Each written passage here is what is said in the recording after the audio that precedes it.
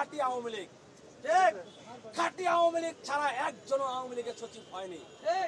সেই সচিবরা জুলাই অভ্যুত্থান পরবর্তী 2000 ছাত্র জনতার রক্তের উপর দাঁড়িয়ে এই সচিবালয়ে আবার বাংলাদেশকে নিয়ে মজা লুটবে, এটা আমরা হতে দেব না।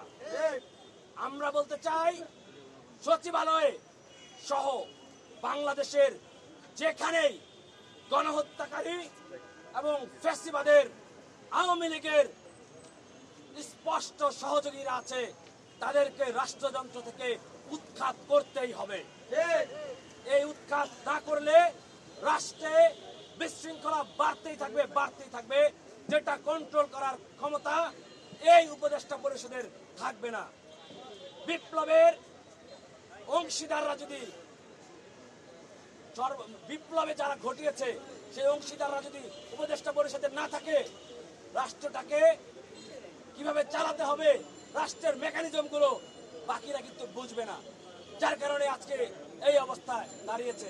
আমরা বলতে চাই, অন্তর্বর্তীকালীন সরকারের কাছে যারাই আছেন, অনতিবিলম্বে এই ফ্যাসিবাদের দোসরদের থেকে রাষ্ট্রকে